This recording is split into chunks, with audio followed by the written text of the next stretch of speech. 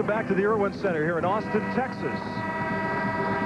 On the 12th of January, Oklahoma beat Texas 91-75 in that war up in Norman. And we'll see how this game develops early on. I've got a feeling the officials are going to have something to say about it. The Toyota starting lineups look like this: Humphrey and Stone, Johnson the point guard, Brewer, who had a career-high 36 in that first meeting of the year, and then Allison, and then Manecki and Mim. You saw the other starting lineups there as Oklahoma leads 31-14, and the Sooners have won 13 of the last 15. Clack, Vasquez, and Axtell, the other starters for Texas, and we're underway.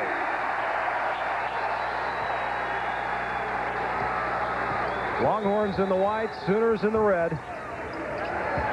And man-to-man, Roger, right off the top. Pretty good defense right away on Mim. Humphrey's got it, the freshman, loses it, but gets control back. And Oklahoma will try to step it up. Stone kicks it outside to Johnson. Johnson, a junior college transfer. Allison getting a lot of playing time because of the injury situation with Oklahoma. Humphrey down low, has it knocked away, and Texas comes away with it. And then an immediate foul on Johnson, and we wondered if they were going to call it close, and that was close. I think the officials will call this game close based on the last game. And there you take a look at Kelvin Sampson. He's done a marvelous job at Oklahoma. 3 consecutive NCAA tournament appearances. And, of course, Tom Penders brought his team to the Sweet 16 last year. And Tommy doing a good job. This Texas team is really on the uptick. Very dangerous team in the Big 12. Healthy now. Well, particularly with this guy, Axtell, who misses the shot. And, of course, Clackback. Those two guys are so important to the Longhorns of Texas, as we're just underway from Austin. No score. And Roger man-to-man also by the Longhorns. Johnson, he's running the show for the Sooners, doing a nice job of it. Brewer, he is a prolific scorer. And Allison can shoot the 3, but he finds Humphrey down low, but Mim knocks it away. Now, don't take that one in there. You got to bring something a little stronger than that. Absolutely. The big fella, 7-foot Chris Mim, as you look at Clack. Now, what an advantage it is to have a rejector in the middle. And Mim makes a very nice play to come on, not only block the shot, but keep it in play. And don't forget, Humphrey is a good leaper in his own right, and he's a guy that can finish plays. 52nd block of the year for the freshman. That's more than any other freshman in Texas history. As the players tied up down on the floor. Well, they saw a lot of the floor up in Norman earlier this year. Yes, and they folks, did. As you see Kelvin Sampson, the jacket is off with 18:23 to go first half. That's a nice way of putting it. Yeah. Both of these teams saw quite a bit of the floor up in Norman. You got to stop this guy in the open court. Brewer, very dangerous. And he has a strip from behind. Nice reach in there by Vasquez. And look at this move. Doesn't count. Nice little scoop to the hoop that time by Gabe Manecki. Foul is on Allison. Is Vasquez a terrific defender and a guy that takes pride in playing defense.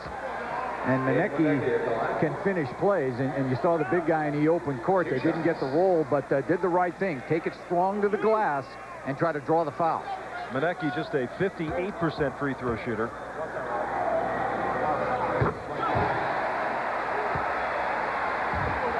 Tom Penders, the winningest coach in Texas history. Matter of fact, his teams have averaged over 21 victories a year, and he's been to the NCAA tournament 8 of the last 9 years. And they're going to have to make a big run to get back. But Roger, I don't think they're totally out of it yet. At 10 and 11 and 4 and 5 in the Big 12, they can finish strong and still get consideration. And the whistle outside on Vasquez. Texas number 31, Vasquez, second foul on Vasquez. Texas number 21, Smith for Chico Vasquez. Neither of these teams go very deep on the bench, Dan, but Texas right now with a little more depth, as Bernard Smith has checked into the game 21. The freshman out of Houston, who is Conroe, Texas, rather. Humphrey, the follow, can't get it to go, and bodies all over the place. And Don Rutledge, Corey Brewer is down and in pain, and they could not afford to lose him. No, this would be a disastrous loss, as Brewer is just running inside and tries to get up to get the rebound, and looks like twisted his ankle when he came down.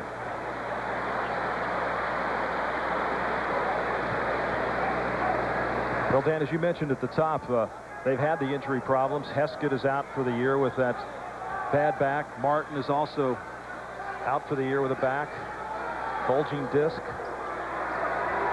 But at least Najera, who has missed the last 2 games, will play in this ball game. So that is good news for Kelvin Sampson. You get Najera in the mix, and he's a guy that can play facing the basket, play with his back to the basket. So Eduardo, he's waiting to come in. One of the top freshmen in the Big 12 a year ago.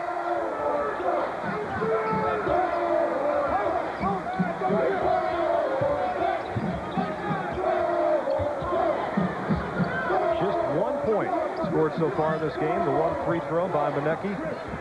10 down on the shot clock. Texas being very patient. Smith now looking inside. He slams it home. So Manecki's got all 3 of the Longhorn points. Yeah, you see a little preview, I think, of what Tom Penders wants to do in this game. Try to get it low on the block, force Oklahoma to defend the interior. No question, Texas with an advantage close to the goal. And Humphrey loses it out of bounds. This is an Oklahoma team that's won 16 games, lost 7 on the season, 7-3 in the conference. But now with the injuries, and they really have not played a strong schedule, Dan. You're talking tournament, and they need to win some games here at the end of the year as Axtell takes the 3 and doesn't find iron with it. I don't think there's any question about it. I think this is an Oklahoma team that has to finish strong, as you see Najera entering the game, and right away obviously makes Oklahoma better. I mean, he's a solid player and a guy that can score, a guy that can defend, and very tough inside. Well, a baseline jumper by Mim, and what an athletic big man he is. You know, he was a ranked tennis player in the state of Texas in his early teens. Very athletic, as at the other end, right back at you. And no problem for Brewer, who has shaken off the effects of that turned ankle. Yeah, and I think if you're Texas, back it out, try to give Mim a touch on the ball. Just let him handle and see if he can do some damage. The follow and in.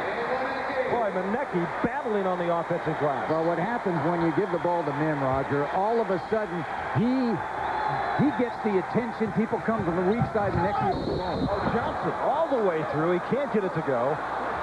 And he draws the foul. He's showing you good quickness there in the transition game, as the foul's going to be on Chris Mim.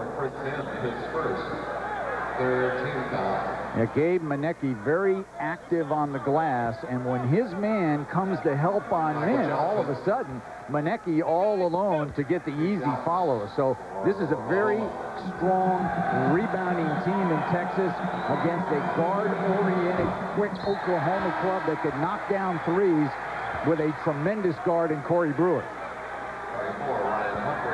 Evan Wiley checks into the game for Oklahoma. Yeah, I think this substitution right here, Roger, is a defensive substitution to help on the glass. I think Kelvin Sampson recognizes the fact that his team is being out-rebounded, and he's got some matchup problems inside. Johnson gets 1 of 2, and Texas the early 7-3 lead from Austin.